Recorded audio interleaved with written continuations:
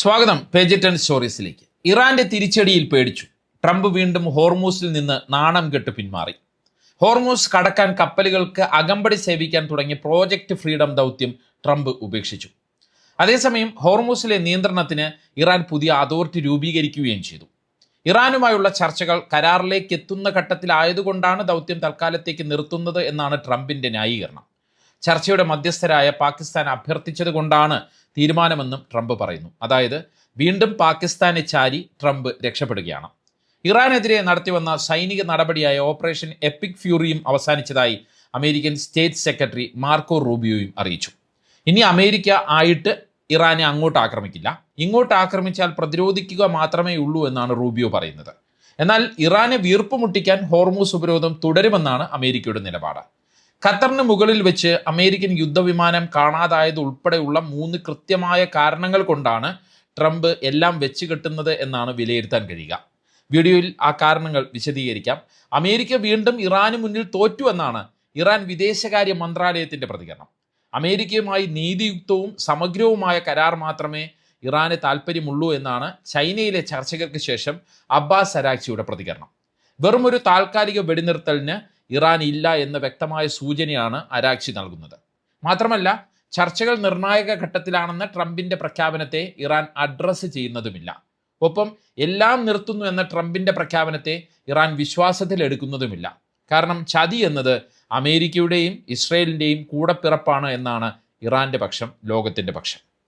പശ്ചിമേഷ്യയിലെ പുതിയ സാഹചര്യങ്ങളെ വിലയിരുത്തുകയാണ് ഈ വീഡിയോയിലൂടെ. ആദ്യം ഹോർമൂസിലെ നിയന്ത്രണം കടുപ്പിച്ചുകൊണ്ട് ഇറാൻ നടത്തുന്ന കാര്യങ്ങൾ പരിശോധിക്കാം. അതിനുശേഷം ട്രംപ് പേടിച്ച് പിന്മാറിയതിൻ്റെ കാരണങ്ങളിലേക്ക് നമുക്ക് പോകാം. ഹോർമൂസ് കടലിടുക്കിലെ പുതിയ സമുദ്ര നിയമങ്ങളെക്കുറിച്ച് ഇറാൻ വളരെ വ്യക്തമായ നിലപാടാണ് സ്വീകരിച്ചിരിക്കുന്നത്. UAE കുരുക്കി ഹോർമൂസിലെ സമുദ്ര നിയന്ത്രണ മേഖല വർദ്ധിപ്പിച്ച ഇറാൻ കപ്പൽ ഗതാഗതം നിയന്ത്രിക്കാൻ പുതിയ സംവിധാനം രൂപീകരിച്ചിരിക്കുകയാണ്. പേർഷ്യൻ ഗൾഫ് സ്ട്രൈറ്റ് അതോറിറ്റി അല്ലെങ്കിൽ PGSA എന്നാണ് ഇറാൻ ഈ ബോഡിക്ക് നൽകിയിരിക്കുന്ന പേര്. ഇനി മുതൽ ഹോർമൂസ് കടലിടുക്കിലൂടെ കടന്നുപോകാൻ ആഗ്രഹിക്കുന്ന ഏതൊരു വാണിജ്യ സൈനിക കപ്പലും ഇറാനിയൻ സായുധ സേനയുമായി പൂർണ്ണമായ ഏകോപനം നടത്തണമെന്നാണ് ഇറാന്റെ നിലപാട്. യാത്രയെക്കുറിച്ച് ഇറാന് അവർ ഒരു ഇമെയിൽ അയക്കണം. തുടർന്ന് ഇറാനിയൻ അധികാരികൾ അത് പരിശോധിക്കുകയും പരിഗണിക്കുകയും ചെയ്യും. ഇറാൻ സേന സുരക്ഷാ അനുമതി നൽകിയാൽ മാത്രമേ കപ്പലുകൾ കടലിടുക്ക് കടക്കാൻ പാടുള്ളൂ എന്നും ഇറാൻ വ്യക്തമാക്കുന്നു. ഓരോ കപ്പലും പാലിക്കേണ്ട സുരക്ഷാ ചട്ടങ്ങളും സഞ്ചരിക്കേണ്ട പ്രത്യേക പാതകളും അതോറിറ്റി നിശ്ചയിക്കും. കപ്പലുകളിൽ നിന്ന് അതോറിറ്റി ടോൾ പിരിക്കും. ഇറാനെതിരെ ഉപരോധം ഏർപ്പെടുത്തിയ രാജ്യങ്ങളുടെ കപ്പലുകളിൽ നിന്ന് പ്രത്യേക നഷ്ടപരിഹാര തുകയും അതോറിറ്റി ഈടാക്കുമെന്ന് ഇറാൻ അറിയിക്കുന്നു. ഇറാനിയൻ റവല്യൂഷണറി ഗാർഡ് ആയിരിക്കും പേർഷ്യൻ ഗൾഫ് സ്ട്രൈറ്റ് അതോറിറ്റിക്ക് മേൽനോട്ടം വഹിക്കുക. പ്രോജക്റ്റ് ഫ്രീഡത്തിൽ നിന്ന് അമേരിക്ക പിന്മാറിയിട്ടും പുതിയ നീക്കവുമായി ഇറാൻ മുന്നോട്ട് പോവുകയാണ്.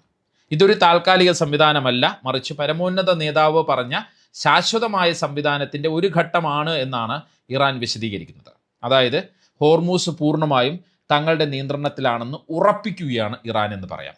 ഓപ്പറേഷൻ പ്രോജക്റ്റ് ഫ്രീഡത്തിൽ നിന്ന് ട്രംപ് പിന്മാറാൻ പ്രധാന കാരണം ഇറാന്റെ ഈ അതോറിറ്റി രൂപീകരണ നീക്കം തന്നെയാണ് എന്നാണ് വിലയിരുത്തൽ. ഒപ്പം UAE കുരുക്കി അവരുടെ ഫുജൈറ പോലുള്ള നിർണായക തുറമുഖങ്ങളെ കൂടി തങ്ങളുടെ നിയന്ത്രണ പരിധിയിലേക്ക് ഇറാൻ കൊണ്ടുവന്നതും ട്രംപിന് വലിയ തിരിച്ചടിയായി മാറി. മാത്രമല്ല, ഇറാൻ UAE കപ്പലിനെതിരെയും ഫുജൈറയിലെ എണ്ണശാലയ്ക്കെതിരെയും ആക്രമണം നടത്തുകയും ചെയ്തു. ഇതോടെ ഓപ്പറേഷൻ പ്രോജക്റ്റ് ഫ്രീഡവുമായി സഹകരിക്കാൻ തയ്യാറായ ഒരേ ഒരു രാജ്യമായ UAE ഇറാനെ പേടിച്ച് തങ്ങളില്ലേ എന്ന് പറഞ്ഞ് ദൗത്യത്തിൽ നിന്ന് പിൻവാങ്ങി. മാത്രമല്ല, വേണ്ടത്ര അന്താരാഷ്ട്ര പിന്തുണ ഈ ദൗത്യത്തിന് ട്രംപിന് കിട്ടിയില്ല എന്നതും ട്രംപ് അഡ്മിനിസ്ട്രേഷന് നാണക്കേടായി.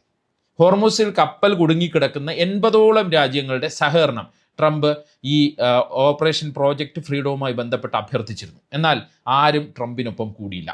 ഇറാന്റെ ഭാഗത്ത് നിന്ന് ശക്തമായ തിരിച്ചടി ഭയന്ന് തന്നെയാണ് രാജ്യങ്ങളെല്ലാം വിട്ടുനിന്നത്. നാറ്റോ രാജ്യങ്ങളായ ബ്രിട്ടൻ, ഫ്രാൻസ്, ജർമ്മനി തുടങ്ങിയ പ്രമുഖരും ഈ ഓപ്പറേഷനിൽ പങ്കുചേരാൻ തയ്യാറായില്ല. ചർച്ചകളിലൂടെ പ്രശ്നം തീർക്കണമെന്ന മുൻ നിലപാടാണ് എല്ലാ രാജ്യങ്ങളും ആവർത്തിച്ചത്. ഇതാണ് പ്രോജക്റ്റ് ഫ്രീഡം ട്രംപ് പൂട്ടിക്കെട്ടാനുള്ള ആദ്യത്തെ കാരണം. ഇനി രണ്ടാമത്തെ കാരണത്തിലേക്ക് പോയാൽ അത് ഖത്തറിന് മുകളിൽ വെച്ച് അമേരിക്കൻ യുദ്ധവിമാനം കാണാതായതാണ്. അതൊരു പ്രധാന ഘടകമാണ്. ചൊവ്വാഴ്ച UAEയിലെ അൽദാഫ്ര എയർബേസിൽ നിന്ന് പറന്നുയരുന്ന അമേരിക്കയുടെ KC-135 സ്ട്രാറ്റോ ടാങ്കർ വിമാനം ഖത്തറിന് മുകളിൽ വെച്ചാണ് കാണാതായത്. 7700 എന്ന അന്താരാഷ്ട്ര അടിയന്തര സന്ദേശം നൽകിയ ശേഷം റഡാറുകളിൽ നിന്ന് വിമാനം അപ്രത്യക്ഷമാവുകയായിരുന്നു. ഉടൻ തന്നെ ഖത്തറിലെ അൽ ഉദൈദ് എയർബേസിൽ നിന്ന് സെർച്ച് ആൻഡ് റെസ്ക്യൂ ഹെലികോപ്റ്ററുകൾ എത്തിയെങ്കിലും വിമാനത്തെക്കുറിച്ച് ഈ വീഡിയോ തയ്യാറാക്കുന്നത് വരെ വിവരമൊന്നും ഇല്ല എന്നാണ് റിപ്പോർട്ട്. യുദ്ധവിമാനങ്ങൾക്കും ബോംബർ വിമാനങ്ങൾക്കും ആകാശത്ത് വെച്ച് ഇന്ധനം നിറച്ചു നൽകുന്ന പറക്കുന്ന പെട്രോൾ പമ്പായാണ് ഈ വിമാനം അറിയപ്പെടുന്നത്. വിമാനത്തിൽ 3 പേരാണ് ഉണ്ടായിരുന്നത് എന്നാണ് വിവരം. ഒരു pilot, co pilot, boom operator, അതായത് ഇന്ധനം നിറയ്ക്കുന്ന ആ സംവിധാനം നിയന്ത്രിക്കുന്ന ആൾ. അങ്ങനെ 3 പേരാണ് വിമാനത്തിൽ ഉണ്ടായിരുന്നത് എന്നാണ് റിപ്പോർട്ട്. ചില പ്രത്യേക ദൗത്യങ്ങളിൽ, ഈ വിമാനത്തിൻ്റെ ചില പ്രത്യേക ദൗത്യങ്ങളിൽ ഒരു നാവിഗേറ്ററും വിമാനത്തിൽ ഉണ്ടാകാറുണ്ട്. വിമാനം തകർന്നതിന് പിന്നിൽ സാങ്കേതിക തകരാറാണോ അതോ ഇറാനോ ഇറാൻ അനുകൂല ഗ്രൂപ്പുകളോ ഉണ്ടോ, അതല്ലെങ്കിൽ അവരുടെ പങ്കുണ്ടോ എന്ന കാര്യത്തിലാണ് അമേരിക്കയുടെ സംശയം. മേഖലയിൽ ശക്തമായ GPS ജാമിങ്ങും ഇലക്ട്രോണിക് യുദ്ധമുറകളും നടക്കുന്നുണ്ട്. ഇതും വിമാനത്തിൻ്റെ തിരോധാനവുമായി ബന്ധമുണ്ടോ എന്നാണ് അമേരിക്കൻ കേന്ദ്രങ്ങൾ സംശയിക്കുന്നത്. മുമ്പ് മാർച്ചിലും ഇത്തരത്തിലെ അമേരിക്കൻ വിമാനം ഇറാഖിൽ തകർന്നു വീണിരുന്നു. അതിന് പിന്നിൽ ഇറാൻ അനുകൂല ഗ്രൂപ്പുകളായിരുന്നു. പിന്നീട് 2000 കോടി രൂപയുടെ ട്രൈറ്റൻ ഡ്രോൺ ഹോർമൂസിന് മുകളിൽ വെച്ച് ഇതുപോലെ അപായ സന്ദേശം അയച്ച് തകർന്നു വീണിരുന്നു. ഇതിന് പിന്നിൽ ചൈനീസ് ചാര ഉപഗ്രഹത്തിൻ്റെ സഹായത്തോടെയുള്ള ഇറാൻ നീക്കമെന്നാണ് അമേരിക്ക ഇപ്പോഴും സംശയിക്കുന്നത്. ഇപ്പോഴത്തെ ഈ പുതിയ വിമാന തിരോധാനത്തിന് പിന്നിലും ഇത്തരമൊരു ഇറാൻ നീക്കം ഉണ്ടോ എന്നാണ് അമേരിക്കൻ കേന്ദ്രങ്ങളുടെ സ്വാഭാവികമായിട്ടുള്ള സംശയം. കാരണം ഈ മേഖലയെല്ലാം ഇറാൻ്റെ നിയന്ത്രണ പരിധിയിൽ ഉള്ളതാണ്. വിമാനം ഇറാൻ അടിച്ചിട്ടതാകാനാണ് സാധ്യതയെന്ന് ചില സാങ്കേതിക വിദഗ്ധരും പറയുന്നു. UAEയുടെ പ്രോജക്റ്റ് ഫ്രീഡത്തിൽ നിന്നുള്ള പിന്മാറ്റം കാരണം സമ്മർദ്ദത്തിലായിരുന്ന ട്രംപിന് സ്വന്തം വിമാനം ഇങ്ങനെ അപ്രത്യക്ഷമായത് വലിയ രാഷ്ട്രീയ തിരിച്ചടിയായി മാറി. ഇതും പ്രോജക്റ്റ് ഫ്രീഡം നിർത്താൻ ട്രംപിന് ഒരു പ്രധാന കാരണമായി മാറി എന്ന് പറയാം. ദൗത്യം നിർത്തിവെക്കാനുള്ള 3ാമത്തെ കാരണം അബ്ബാസ് അരാഗ്ചി ചൈനയിൽ നടത്തുന്ന നിർണായകമായ നയതന്ത്ര ചർച്ചകളാണ് എന്ന് പറയാം. ഹോർമൂസിൽ ഇങ്ങനെ പ്രശ്നമുണ്ടാക്കുന്ന ട്രംപിൻ്റെ നിലപാടിനെ എതിർക്കുന്ന സമീപനമാണ് റഷ്യയും ചൈനയും സ്വീകരിക്കുന്നത്. ചർച്ചകളിലൂടെ പ്രശ്നം പരിഹരിക്കണമെന്നാണ് ചൈനയുടെ ശക്തമായ നിലപാട്.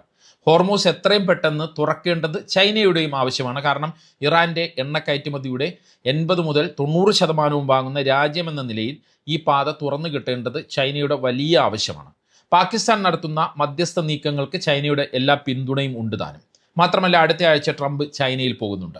ഈ സാഹചര്യത്തിൽ ചൈനയിൽ നിന്ന് കൂടുതൽ എതിർപ്പ് ഏറ്റുവാങ്ങേണ്ട എന്ന നിലപാടിലേക്ക് ട്രംപും കൂട്ടരും എത്തിയെന്ന് നമുക്ക് വിലയിരുത്താം. അബ്ബാസ് അരാഗ്ചിയുടെ ചൈനീസ് ദൗത്യം ചൈനയുടെ നിലപാട് കൂടുതൽ കർക്കശമാക്കിയാൽ, അതായത് ഈ ദൗത്യത്തിലൂടെ ചൈനയുടെ നിലപാട് കൂടുതൽ കർക്കശമാക്കിയാൽ ട്രംപിൻ്റെ ചൈനീസ് സന്ദർശനം വെറുതെയായി മാറും. ഒരു വശത്ത് ഇറാൻ്റെ ആക്രമണവും മറുവശത്ത് ചൈനയെപ്പോലുള്ള റഷ്യയെപ്പോലുള്ള മഹാശക്തികളുടെ നയതന്ത്ര എതിർപ്പും നേരിടുന്നത് ഗുണകരമാകില്ല എന്ന് ട്രംപ് ഭരണകൂടം വിലയിരുത്തൽ നടത്തി. ചൈന ഇറാനുമായി നടത്തുന്ന ചർച്ചകളും ഇറാനുള്ള ചൈനയുടെ നയതന്ത്ര പിന്തുണയും അമേരിക്കയുടെ നീക്കത്തിന് തടസ്സമായി എന്ന് നമുക്ക് വിലയിരുത്താം. ചൈനയെയും റഷ്യയെയും പോലുള്ള വൻ ശക്തികളെ പിണക്കി യുദ്ധത്തിലേക്ക് കാര്യങ്ങളെ നീക്കിക്കൊണ്ടു പോകുന്നത് അമേരിക്കയ്ക്ക് ഗുണകരമാകില്ല എന്നും ട്രംപ് തിരിച്ചറിയുന്നു. അതായത് ചൈനയുടെ ഇടപെടലും സൈനികമായ തിരിച്ചടികളും മറ്റു രാജ്യങ്ങളുടെ പിന്തുണ ഇല്ലാത്തതും എല്ലാം ചേർന്നതോടെ പ്രോജക്റ്റ് ഫ്രീഡം വെറും 24 മണിക്കൂറിനുള്ളിൽ നാണം കെട്ട് ഉപേക്ഷിക്കാൻ ട്രംപ് നിർബന്ധിതനായി എന്ന് തന്നെ നമുക്ക് പറയാം. ട്രംപ് പ്രോജക്റ്റ് ഫ്രീഡം ഉപേക്ഷിച്ചതിന് പിന്നാലെയാണ് നിർണായക പ്രഖ്യാപനവുമായി അമേരിക്കൻ സ്റ്റേറ്റ് സെക്രട്ടറി രംഗത്ത് വന്നത്. ഇറാനെതിരെയുള്ള സൈനിക നടപടിയായ ഓപ്പറേഷൻ എപ്പിക് ഫ്യൂറി ഔദ്യോഗികമായി അവസാനിപ്പിക്കുന്നു എന്നാണ് ഈ സ്റ്റേറ്റ് സെക്രട്ടറിയായുള്ള മാർക്കോ റൂബിയോ പ്രഖ്യാപിച്ചത്. ദൗത്യത്തിലൂടെ അമേരിക്ക ലക്ഷ്യമിട്ട സൈനിക കാര്യങ്ങൾ കൈവരിച്ചുവെന്നും അതുകൊണ്ട് ഓപ്പറേഷൻ നിർത്തിവെക്കുന്നു എന്നാണ് റൂബിയോയുടെ ന്യായീകരണം. ഇറാൻ്റെ മിസൈൽ ശേഷിയും നാവികശേഷിയും തകർക്കുക എന്നതായിരുന്നു ഇതിൻ്റെ പ്രധാന ലക്ഷ്യം. അത് കൈവരിച്ചുവെന്നും റൂബിയോ വിശദീകരിക്കുന്നു. ഇനി മുതൽ അമേരിക്കൻ സൈന്യം ഒരു പ്രതിരോധ രീതിയാകും, അതായത് ഡിഫെൻസീവ് രീതിയാകും സ്വീകരിക്കുകയെന്നും റൂബിയോ പറയുന്നു. അതായത് അമേരിക്കൻ കപ്പലുകൾക്കോ സേനയ്ക്കോ നേരെ ഇറാൻ്റെ ആക്രമണം ഉണ്ടായാൽ മാത്രമേ തിരിച്ചു വെടിവെക്കുകയുള്ളൂ എന്നാണ് റൂബിയോ വ്യക്തമാക്കുന്നത്. വലിയ യുദ്ധത്തിന് തങ്ങൾ ആഗ്രഹിക്കുന്നില്ല എന്നും സമാധാനപരമായ ചർച്ചകളിലൂടെ ഉടമ്പടിയിലെത്താനാണ് ട്രംപിൻ്റെ താല്പര്യമെന്നും റൂബിയോ കൂട്ടിച്ചേർക്കുന്നു. എന്തായാലും എല്ലാ ഓപ്പറേഷനുകളിലും നിന്നുള്ള അമേരിക്കയുടെ പെട്ടെന്നുള്ള പിന്മാറ്റം വലിയ രാഷ്ട്രീയ സൈനിക പരാജയമായിട്ട് തന്നെയാണ് അന്താരാഷ്ട്ര നിരീക്ഷകർ വിലയിരുത്തുന്നത്. പ്രഖ്യാപിച്ച ലക്ഷ്യങ്ങൾ പലതും പൂർത്തിയാക്കാതെയാണ് ട്രംപ് ഭരണകൂടം ഈ ഓപ്പറേഷനുകളെല്ലാം മരവിപ്പിച്ചിരിക്കുന്നത് എന്നതും എടുത്തു പറയേണ്ട കാര്യമാണ്. ഇറാൻ്റെ ആണവ കേന്ദ്രങ്ങളും സൈനിക ശേഷിയും പൂർണ്ണമായും തകർക്കുമെന്ന് പ്രഖ്യാപിച്ചാണ് ഈ എപ്പിക് ഫ്യൂറി തുടങ്ങിയത്. എന്നാൽ ഹോർമൂസ് കടലിടുക്കിലെ കപ്പലുകൾ പോലും പുറത്തെത്തിക്കാൻ കഴിയാതെ അമേരിക്കയ്ക്ക് പിന്തിരിയേണ്ടി വന്നിരിക്കുന്ന നാണംകെട്ട സാഹചര്യത്തിലൂടെയാണ് അമേരിക്കൻ ഭരണകൂടം കടന്നു പോകുന്നത്. അതേസമയം പേർഷ്യൻ ഗൾഫ് സ്ട്രേറ്റ് അതോറിറ്റി രൂപീകരിച്ചതിലൂടെ ഹോർമൂസ് കടലിടുക്കിൻ്റെ നിയന്ത്രണം ഔദ്യോഗികമായി തങ്ങളുടേതാണ് എന്ന് ഉറപ്പിക്കാൻ ഇറാന് കഴിയുകയും ചെയ്തു. വലിയ യുദ്ധം താങ്ങാനുള്ള സാമ്പത്തിക രാഷ്ട്രീയ ശേഷിയില്ലെന്ന് തിരിച്ചറിഞ്ഞത് കൊണ്ടുകൂടിയാകാം ട്രംപ് ഇത്തരം ഒരു പിന്മാറ്റത്തിന് മുതിർന്നത് എന്നാണ് അന്താരാഷ്ട്ര നിരീക്ഷകരെല്ലാം വിലയിരുത്തുന്നത്. അതേസമയം അമേരിക്കയുടെ പെട്ടെന്നുള്ള ഈ പിന്മാറ്റത്തെ ഇറാൻ വളരെ സംശയത്തോടെയും ജാഗ്രതയോടെയും കൂടിയാണ് നോക്കിക്കാണുന്നത്. ട്രംപിൻ്റേത് തന്ത്രപരമായ പിന്മാറ്റമായാണ് ഇറാൻ കാണുന്നത്. സൈനിക നീക്കം നിർത്തിയിട്ട് സാമ്പത്തിക ഉപരോധവും ഹോർമൂസ് കടലിടുക്കിലെ നാവിക ഉപരോധവും തുടരുന്നത് ഇറാൻ ഒരു ചതിയായിട്ട് തന്നെയാണ് കാണുന്നത്. എണ്ണ കയറ്റുമതി തടയുന്നത് തുടരുന്നിടത്തോളം കാലം അമേരിക്കയെ വിശ്വസിക്കാനാകില്ല എന്നാണ് ഇറാന്റെ നിലപാട്.